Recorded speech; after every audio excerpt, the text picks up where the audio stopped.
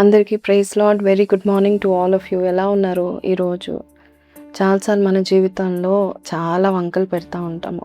నిజానికి ఆ యొక్క తత్వము మంచిది కాదు. ఎందుకంటే దేవుడు ఇచ్చిన దాన్ని మనము సంతోషంగా స్వీకరిస్తే దేవుడు ఉన్నతమైనవి ఇస్తూ ఉంటాడు.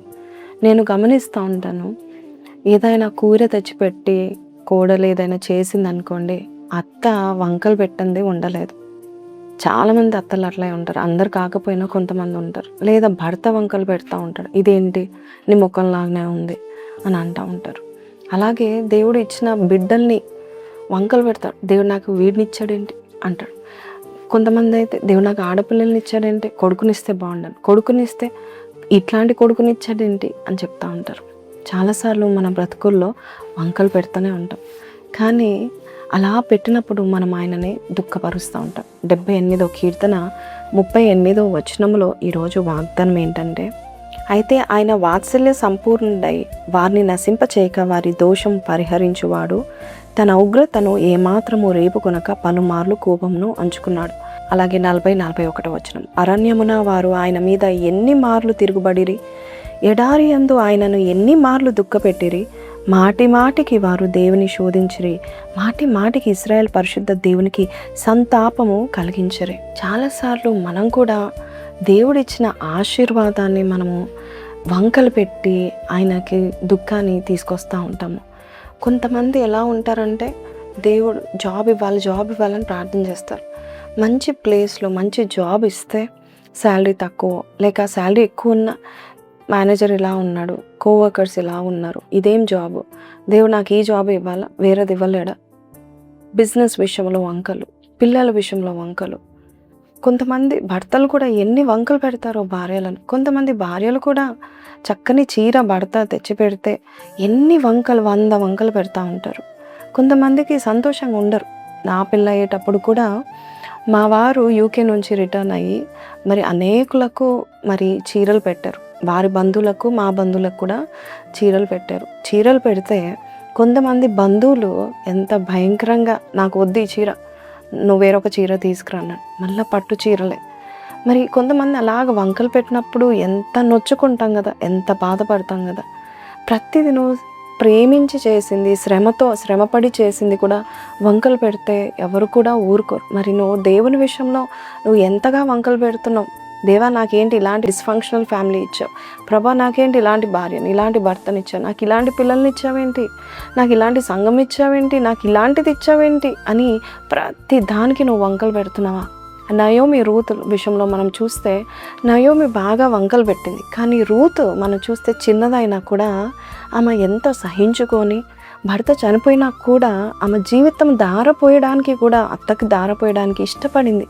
ఆమె వంక పెట్టినట్టుగా నేనేంటి ఇక్కడ ఉండి ఇలాంటి పనులు చేయాలా, ఏరుకునే పనులు చేయాలా అని వంక పెట్టలేదు, కానీ సంతోషంగా చేసింది. మీకు తెలుసా, 144వ కీర్తన ఆఖరి వచనంలో ఇంగ్లీష్లో ఒక మంచి మాట ఉంటుంది, happy are those who have the Lord as their God అని ఉంటుంది. నిజంగా మనం సంతోషంగా ఉండాలి. ఒకసారి ఒక పాస్టర్ గారు ఒక క్యాన్సర్ పేషెంట్ దగ్గరికి వెళ్ళాడు. ఆయనకి డాక్టర్స్ చెప్పారు, చాలా కష్టపడుతున్నాడండి, చాలా శ్రమ పడుతున్నాడు, శరీరం భారంగా ఉంది అనేసి. అంటే ఆ డాక్టర్స్తో మాట్లాడిన పాస్టర్ గారు ఆయనని సంజాయించడానికి, ఆయనను ఓదార్చడానికి ఆ క్యాన్సర్ పేషెంట్ దగ్గరికి వెళ్తాడంట. ఆ క్యాన్సర్ పేషెంట్ దగ్గరికి వెళ్తే ఒక చిరునవ్వుతో ప్రైజ్ లార్డ్ పాస్టర్ గారు రండి రండి అని చెప్తా ఉన్నారంట. అదేంటి ఈయన ఇలాగున్నాడు, డాక్టర్ ఏమో చాలా భయంకరమైన బాధ పొందుకుంటున్నాడు అంటున్నాడు, ఏంటి ఇలా ఉన్నాడేంటి అని అనుకొని, ఎలా ఉన్నావమ్మా అని అడిగితే ఆయన అంటున్నాడంట, పాస్టర్ గారు నాకేంటి, నేను చాలా బాగున్నాను, దేవుడు నాకు చక్కని భార్యని ఇచ్చాడు, మొన్నే పుట్టిన చక్కని కుమారుని ఇచ్చాడు దేవుడు, నేను సంతోషంగా ఉన్నానని చెప్పాడంట.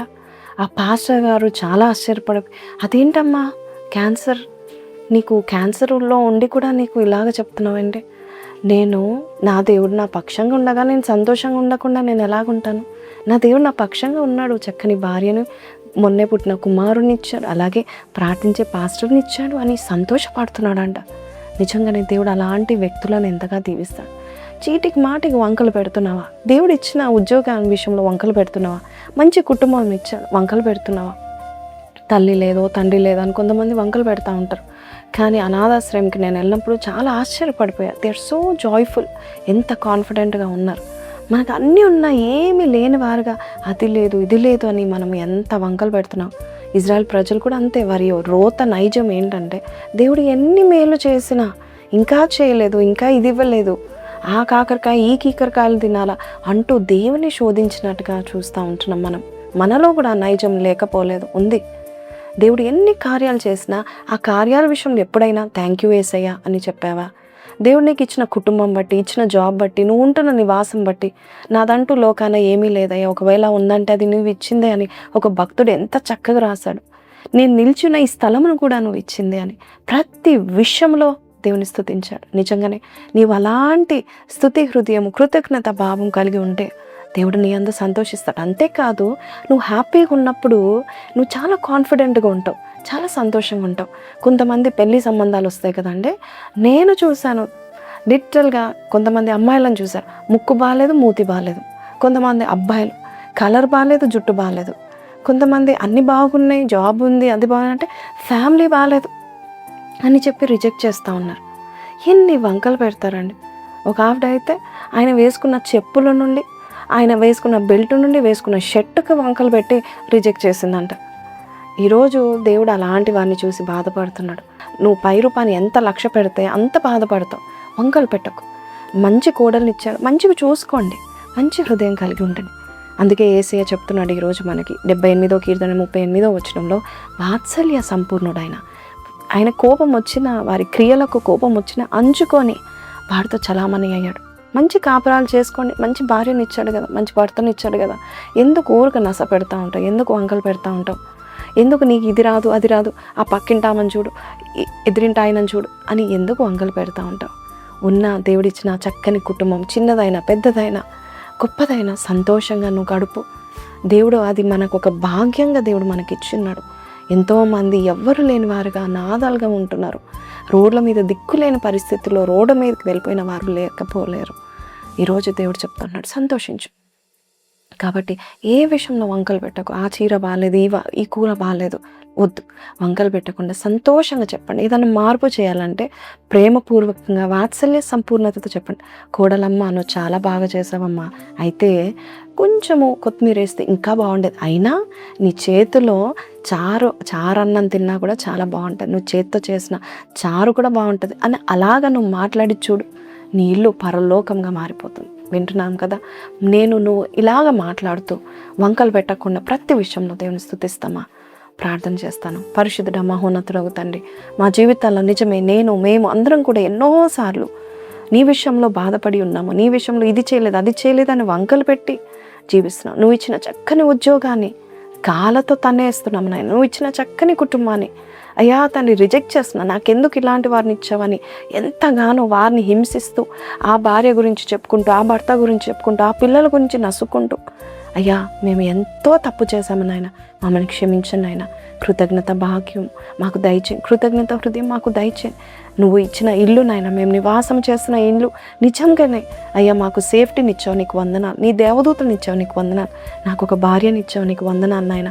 చక్కని కుటుంబాన్ని ఇచ్చావు నాయన, భర్తని ఇచ్చావు, ఉద్యోగం చేస్తున్న భర్తని, అన్ని మోసుకుంటున్న భారం మోసుకుంటున్న భర్తని ఇచ్చావు, నీకు వందనాలని. అయ్యా నాయన, ఏ కుటుంబం అయితే కృతజ్ఞత స్వభావం కలిగి ఉంటుందో అలాంటి వారి జీవితాలను ఇంకా హెచ్చిస్తావు నాయన, మేలు అనుగ్రహిస్తామని నమ్ముచున్నాం. నిజంగానే నీవు మాకు దేవుడిగా ఉన్నావు, నువ్వు మా పక్షంగా ఉన్నావు. ఇంకా మాకేం కావాలి నాయన? నీ అందు సంతోషించే హృదయం మాకు దయచేయమని యేసు పరిశుద్ధ నామములో అడిగి వేడుకొంచున్నాము తండ్రి, ఆమేన్. సో ప్రైజ్ లార్డ్ అండి. ఈరోజు ఈ వాగ్దానం విన్నారు కదా. దేవుడు ఏది ఇచ్చినా వాత్సల్యంతో ప్రేమతో ఇచ్చాడు, అది స్వీకరించండి. ప్రతి చీటికి మాటి వంకలు పెట్టి సంబంధాలను పాడు చేసుకోకండి, కాపురాలను నాశనం చేసుకోకండి, సంతోషంగా ఉండండి. కాబట్టి ఈరోజు మీతో దేవుడు మాట్లాడినట్లయితే I will thank the Lord for every blessing అని పెట్టండి. May God bless you. Have a blessed day. Praise the lord.